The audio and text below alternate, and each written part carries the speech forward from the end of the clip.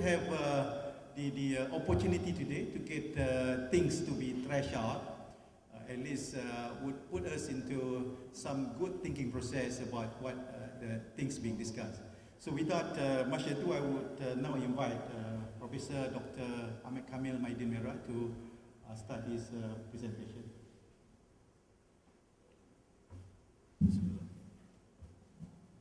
Bismillahirrahmanirrahim. Alhamdulillahirabbil alamin. Salatu wassalamu ala sayyidina Muhammadin nabiyil ummi wa ala alihi washabbihi ajma'in. Subhanaka la ilma lana illa ma 'allamtana innaka antal alimul hakim. Rabbi shrah li sadri wa yassir li amri wa hlul 'uqdatam min lisani yafqahu qawli. Respected guests and also my brothers and sisters, assalamu alaikum wa rahmatullahi wa barakatuh. And first of all, also thank you, Hajali, for passing the thing to me.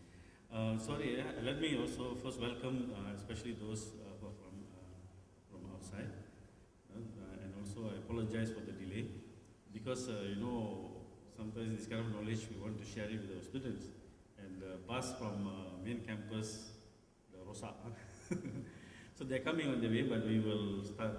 It's not fair to let you wait too long also. So the topic is Ajay is saying that it's fiat money and the degradation of the economy of the Malays. So it's very, it's a strong statement actually. I'll tell you why I'm touching on the Malays particularly, and also my argument will be that we need to stop this trend and reverse it. That will be my argument. You just follow, and then later we can have a discussion. All right? This is I always call Malaysia the land of milk and honey, right? So this land of milk and honey, you are actually giving it away on a silver platter, basically free of charge. You are giving it away. Who are giving it away? The people who originally owned this place. You are giving it away free. And I'll argue why you are giving it away free to some others, from historical perspective. So to understand this argument, I will be approaching it from historical perspective.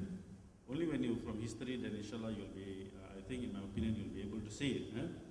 So the arguments also not like a normal arguments where people will do like empirical studies. You've seen in empirical studies, how people will do the research, they will go and collect some data, then there will be some models, then you will test the models using some softwares, and then you make an empirical conclusion, isn't it? That is a normal style we do like that. Yes.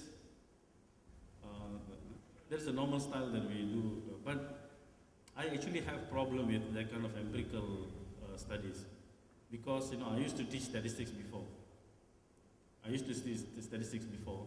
In every level, there's a possibility of making mistake. First, your model. The model must come from theory, right? Then you will have a methodology of how you want to test it, right? The statistical process. Then you will collect data. There will be a possibility you will make mistakes in the data because you take sample. Then you would run it. Then you make a conclusion, and in statistics there is alpha error, beta error, and so forth.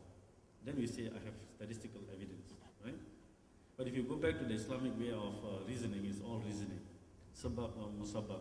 There's a link between things. So that's why nowadays I prefer with the logic, deductions, rather than empirical. Even for empirical evidence, the first thing that you put is actually from theory or from your reasoning. The model that you put is actually from reasoning. So I'm going to argue through reasoning process. So if I ask you what is the gas that is burning in sun, do you know what gas is burning in the sun? Right? Some people say hydrogen, helium, and so on, isn't it? But nobody has gone to sun and brought a sample of hydrogen or helium. Sure, it's all through reasoning. Through reasoning power Allah subhanahu wa ta'ala has given, that you know that what is there is in it. You know here this planet is rocky, you know that Saturn and Jupiter, they are only gas. Right? How do we know that the Saturn and Jupiter are gas? Anyone has been there? No, right? It's all through reasoning. So it's through reasoning that I'm going to argue this. So there are three principles you need to understand for us to realize this, the statement that I've made. One is, you all know what is fiat money. I don't have to repeat that, right? Everybody knows fiat money, right? Yes, sir? Anyone who doesn't know? You want me to repeat that? Remember, I'll give you a simple analogy. Now, the fiat money grows exponentially. This one also you all know, most of us. Fiat money grows exponentially. The reason is, anyone? Why fiat money in any economy grows exponentially, quickly? Because of, what is fractionalism? Because of the compound interest. The money is created in the form of loans. When you give it in compound interest, it grows exponentially because the formula for future value in finance is an exponential function. So you can go and test in any country, you'll find that money growth is exponential. But what is important here now is the third one, the financial inclusion. Let me explain a little bit the financial inclusion. Now, what is financial inclusion? If you go to a village area, or if you go to, let's say, the Orang Asli, right? And then if you ask them, how did the 2008 financial crisis affected you? Let's say you ask the person, you go to the Orang Asli Kampung, they ask him, how did the global crisis affected you? And then he might look back and ask you, what crisis? Isn't it? What crisis are you talking about, right? Because they are not financially included in this thing. People who are included in the financial district, then you will feel it. So similarly, in any country, if you notice, the urban area is generally richer than the rural area. Why? Because the movement of money is more, the frequency, the velocity of money is more in the urban area than the rural area. So the economic development in the rural area is less compared to the urban areas. So that they are in even mathematical models and payment systems that try to increase the financial inclusion in the rural areas in order to increase the economic activity. There are also mathematical numbers, indexes to measure the financial inclusion, right? So the financial inclusion, exponential growth, fiat money. These are the three things that we need to know, inshallah, to understand how the fiat money has been detrimental to the economy of the Malays, right? Now let's just a little bit of on the fiat money if you don't understand. Anyone here who doesn't like money? Right behind you, don't like money. You like, isn't it? Is it illegal to keep your money in your pocket or this thing? Is it illegal or not? Illegal to keep money? No, right? It's not illegal. You can keep your own money, right? But is it illegal to produce or not? Is it illegal for you to produce money? Yes, isn't it? If you produce money, it's called counterfeiting. But if any other thing, if I say this table, people like this table, it's not illegal to keep that table. So you can produce the table. Isn't it, right? But this is the only thing where human beings like it. It's not illegal to keep it. It's not illegal to search for it. But then it's illegal to produce it. Why? Because the one who produces money gets an unfair benefit. Right? If you allow me to print money, then if I print 100 ringgit note, it may be only 20 cents to produce it. Because you can print it in a large sheet and after that you just cut, right? So it will give you an unfair benefit. So it may only cost you 20 cents or 50 cents to produce a 100 ringgit note. So the extra is what you get the benefit. So the Sinoraj is behind the entire story. How the Malays has been. So there are many ways of losing through Sinoraj. I've gone through this, but I will just give you a little bit something that's very relevant to our discussion, but some others I'll skip. Later, if you have time, then I will discuss this. So these are the ways our countries can lose through Sinoraj. Number one is through multiple credit creation. This is fractional reserve banking. You all have seen this, right? You all have seen this? So I can skip this? Anyone who wants me to explain this? Okay, let me quickly just explain. For example, if this is a land in a village area and the reserve requirement by the central bank is 4%, so if the farmer deposits 10,000 in the account, a total of 240,000 extra money can be created through fractional reserve banking. So the question in political science economy is that who gets the 240,000? Who gets it? Who gets the loan?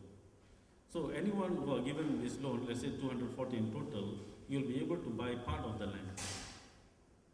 So wealth transfer can happen just by the creation of the additional money. So through multiple games like this, then ownership transfers. Ownership transfers. Now this one, I will come to this again. I will skip this, then I'll come back to, I'll make this presentation as easy, as simple as possible, okay? So I'm going to skip this. These are all ways Sunaraj, what do you call the people or people lose through Sunaraj, okay? This is the second way. I've discussed this with you all. This is another third way. When you allow a foreign currency usable in your land. Number 4 is funding of conflicts. This has happened many times in history, especially in Europe. And number 5. Okay, I'll come to this again. Now you see, all this, the Sunaraj and Sunaraj cannot happen under real money systems. Just now you see the Sunaraj is the additional purchasing power that you get from the creation of the fiat money, isn't it? You cannot have that Sunaraj under real money system. That you need to understand. What is that? For example, if I use gold or silver as money, then if I give it to you to buy something, I cannot get a Sunaraj because nobody can create gold or silver like the paper money.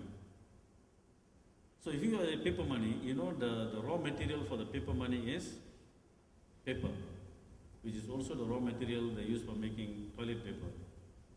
Right? It's the same thing. Right? But people don't make toilet paper out of gold, right? Have you seen any toilet, right? No, isn't it? So the people cannot create gold, silver, the money that has real value. So all the Sunaraj, the way you lose through Sunaraj cannot happen under real money system. That you need to realize this. Huh? Now let me go to the history. Now coming to Malaysia, okay? If you have any problem with those concepts, later I will explain to you, right? Because I don't want to bore you with that because many of you know those arguments. Now let's come to Malaya, huh? Islam in Malaya, right? Now you see, the first Islam came to this Malay archipelago in the 7th century. 7th century is also the time when the Prophet ﷺ started preaching, yes? 16, 20 something, those is early 15th, 7th century. And even at that time, especially the Yemenis, the Yemenis, they have come to Aceh and the western coast of Sumatra.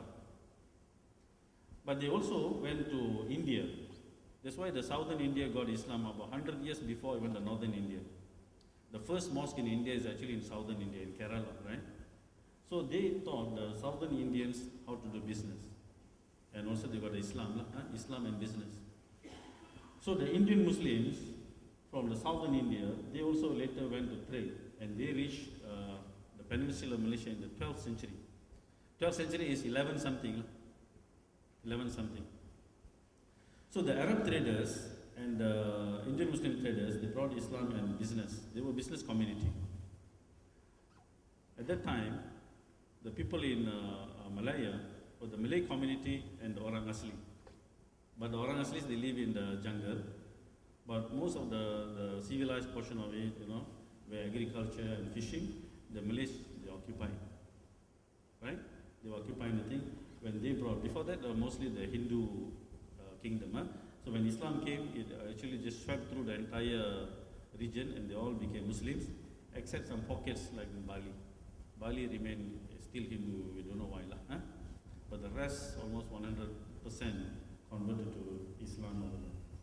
So it was a very good partnership with the local people in agriculture, the Arabs, basically the Saids, the Said al-Junaid, Said al-Khabshi, they had, right? So they, like in Singapore you have Al-Junaid, right? The place is called Al-Junaid, isn't it? Al-Junaid. And the whole area is called Al-Junaid in Singapore because there was a Waqaf and, the Arabs, so they were there and it was a good partnership. Local people were agriculture based, the immigrants were actually trade and commerce based. For centuries, you can see the earliest from 12th century until actually the 18th century. Until the 18th century. So they were dominating all the economy and trade and a lot of mosques were built by these people. So what happened to them? Why no more we don't see the dominance of the Arab? You don't see the dominance of the Indian Muslims? Right? Traders all gone already if you notice, if you analyze carefully. What happened to them, right? Only the Indian Muslims now, they have the restaurant and money changing. Tu je, very difficult. Restaurant because you have a comparative advantage in the cooking technology. Money changing because of the international linkage. Right? The timeline, You see the timeline. 7th century, the Arabs bring Islam to Sumatra. 12th century, Indian Muslims status. 15th century, Parameswara in Malacca, right? 1814 something, and Parameswara is as you all know, is an Hindu name, right? So he converted to Islam because Islam was now coming in full scale already. So he changed his name to Iskandar Shah, if you remember. Then something happened. In the around middle of the 15th century, another Sultan of Malacca, Mansur Shah, married Hang Lipo. You all know, isn't it? The famous princess, supposed to be a Ming princess from China. So when he married the first prince, this princess Hang Lipo, then about 500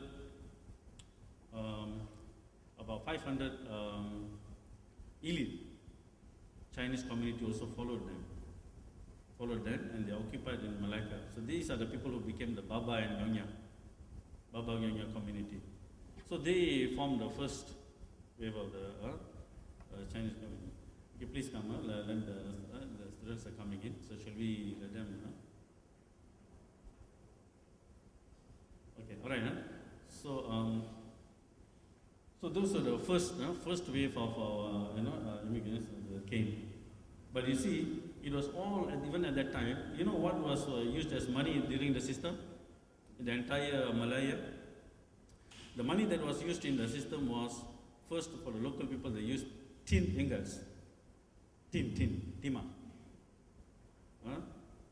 They used the tin ingots as money for domestic and for also for international trade.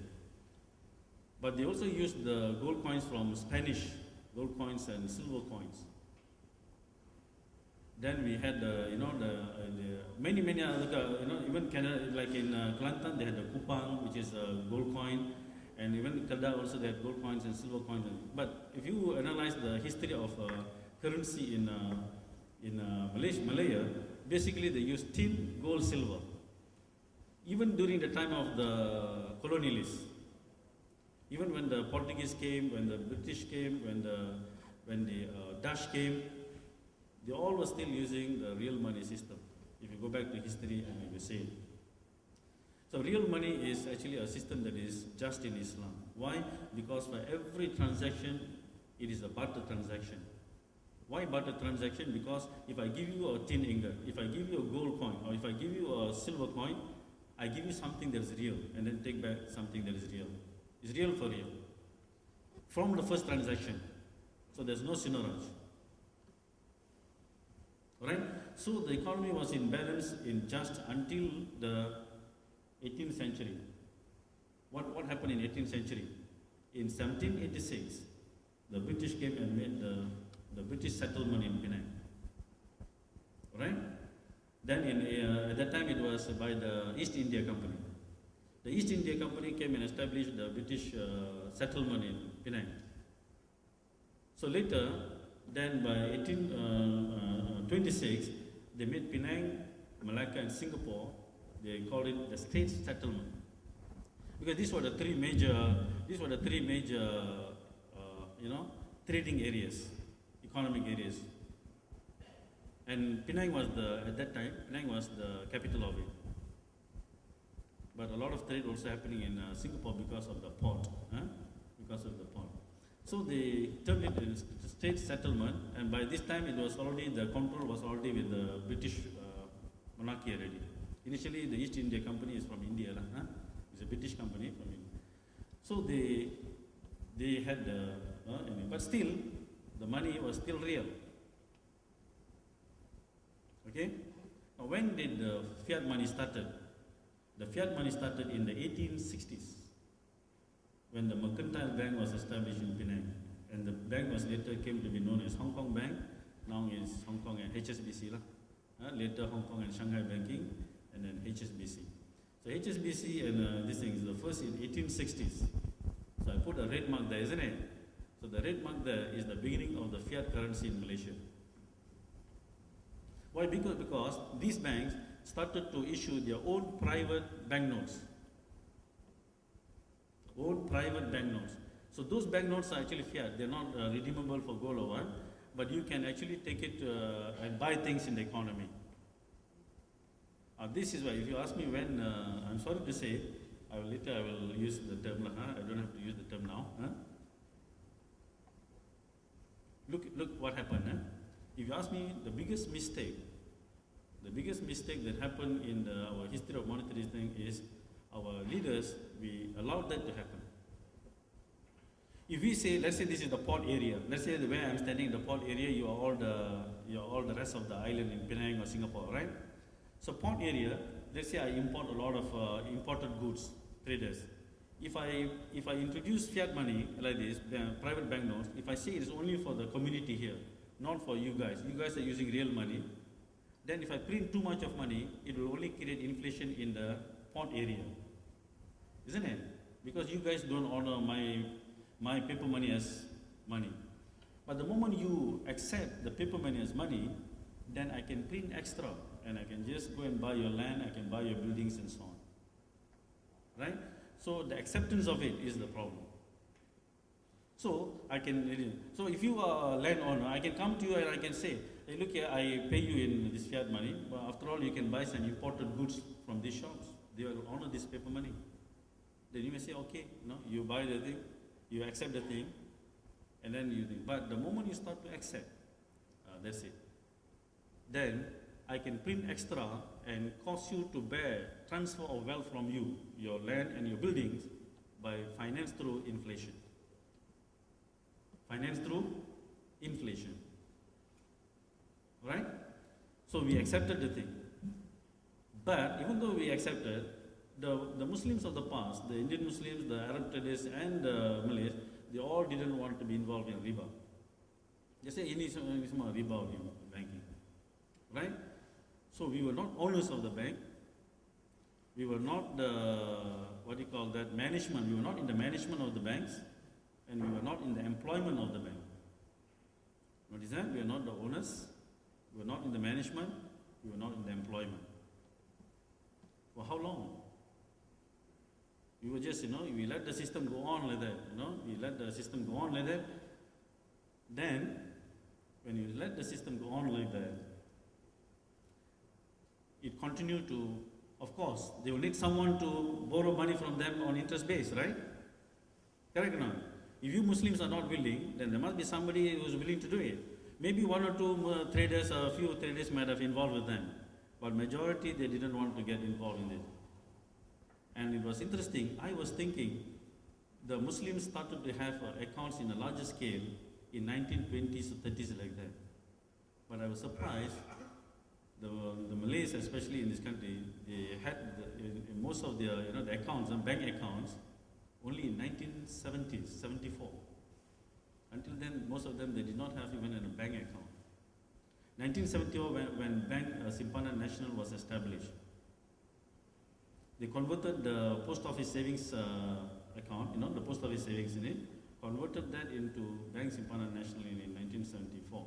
Before that, even when the government pays the salary of the public servants, they are all paid mostly in cash check. Why cash check? Because they don't have account. So they all go in queue and just cash the check.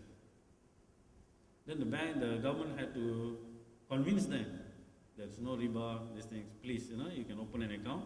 So many of them opened an account in Bank Simpanan Nasional. Only in 1970s. But before that, you see, the 1980s, the first, after the banks were issuing their own paper notes, their own private notes, and then in 1875, the Standard Chartered Bank was established in Penang also. In 1897, the Board of Commissioners of Currency was established. So the British monarchy, our colonialists, they took over the power to create the money by establishing the Board of Commissioners of Currency. But still the private banknotes were coexisting together. But money issued by the Board of Commissioners of Currency. Now is important. Because the Muslims were not willing to borrow money at interest, so you saw a large influx of the Chinese community in the early 19th century, who are willing to borrow at interest from these banks. You see? So the Muslims were not willing, early this thing. So early 20th century, the large influx. The earlier one is the Baba. The Babas came during the time of that. The second phase is actually the early 20th century until the middle. People who are willing to borrow the money from the bank. Get it? At interest. So the banks were giving easily financing, but we Muslims, we don't want to borrow. Why is ribawi, Ribawi, so we don't want to get involved in this. Right? So just that happened, but in 1921, the right to issue private bank notes were terminated. So those banks were no longer allowed to issue their private bank notes. The entire money creation, the money issuance of money was given to Board of Commissioners of Currency Malaya. They had the word Malaya there in 1938. Then later, the board was converted into, in 1952, the Board of Commissioners of Currency Malaya and the British Borneo. So now basically the monarchy, the British monarchy took over the printing, issuance of money. They stopped the banks from issuing money. But they're all fiat money. They're all fiat money. So long the Malays were not willing to borrow at interest, they were not, but we accepted the issuance of the fiat money, then you are at a disadvantage. Because this side is printing a lot of money and they'll be giving to whoever wants to borrow it at interest. And you are not a party that's willing to borrow at interest at the time, right? In 1957, the Bank Negara Malaysia was established, but the Board of Commissioners of Currency of Malaya and Borneo continued until 1979. So 1974, you saw Bank Simpanan National, and but before that, by the thing, you see, you are 100 years behind time already. Can you see that now? 1860s, the first issuance of fiat money. Until Malays were willing to enter and have a bank account, it was 1974, 1970s. You are behind the system by 100 years. But those who borrowed the money, they were rising, their wealth will be rising exponentially, their money. Why? Because money is exponential in the fiat monetary system. So that money is growing exponentially. We were just dealing with, with whatever they say. You see, for example, even when Bank Simpanan Nasional was converted into a bank, it's not an ordinary commercial bank. That is part of the fractional reserve banking. Normal commercial banks, they are under the fractional reserve banking. That means every $1 deposit, the system can lend out, let's say, 10 times if the reserve requirement is 10%. That means every $1 savings is $10 money. But these banks and the development financial institutions, they are not part of the fractional reserve banking. That means every $1 saving is also $1 investment or $1 financing. The other side, 1 becomes 10, you get 1 is also 1. You get it there? You are also losing there already. You're also losing there. Of course, by then, you see the economic destitution of the Malays already. 100 years, they just take away your wealth in this form. So then you need a new economic plan. You see the destitution of the Malays is suffering, so you have to come up with a new economic plan to help out the Muslims and the Malays particularly. But from that time onwards, you can see, because for economic survival purposes, the Muslims also entered into commercial banking, whether it is conventional or Islamic. In 1983, the Islamic Bank came about. Right? In 1970s, the Malays were so concerned with the non-ribawi nature of the banking. That's why they didn't want to enter. So by 1983, you saw Islamic Bank was established, saying, look, here we have a riba-free banking. It's for you. But it's still part of commercial fractional reserve banking. Right?